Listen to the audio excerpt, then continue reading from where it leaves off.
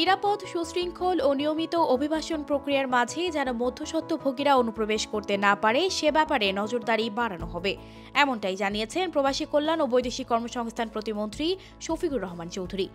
তিনি জানান, ২-৩ স্তরের মধ্যস্বত্বভোগীর হস্তক্ষেপের কারণেই অভিবাসন ব্যয় অধিক হারে বেড়ে যায়। অভিবাসন ব্যয় কমাতে সবাইকে ঐক্যবদ্ধ হয়ে কাজ করতে হবে।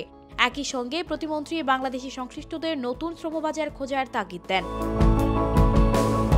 মঙ্গলবার প্রবাসী কল্যাণ মন্ত্রণালয়ের সভাকক্ষে Bangladesh association of international recruiting এজেন্সির প্রতিনিধিদের সঙ্গে এক মতবিনিময় সভায় প্রতিমন্ত্রী এসব কথা বলেন। তিনি বলেন, দক্ষ কর্মী তৈরি হলেই প্রতিনিয়ত দক্ষতার শ্রমবাজার ধরা সম্ভব।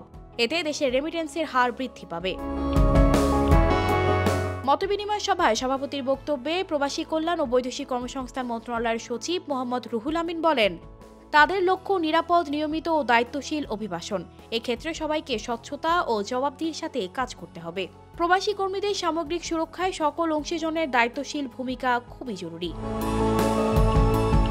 মতবিনিময় সভায় আরও উপস্থিত ছিলেন মন্ত্রণালয়ের অতিরিক্ত সচিব মোহাম্মদ খায়রুল আলম, ওয়েজ আর্নার্স কল্যাণ বোর্ডের মহাপরিচালক মোহাম্মদ হামিদুর রহমান, জনশক্তি কর্মসংস্থান ও প্রশিক্ষণ ব্যুরোর মহাপরিচালক সালেহ আহমেদ মুজাফফর, বোয়েসেলের ব্যবস্থাপনা পরিচালক ডক্টর মল্লিক আনোয়ার হোসেন ও বায়রার মহাসচিব বীর মুক্তিযোদ্ধা আলী হায়দার চৌধুরী সহ আরও অনেকে।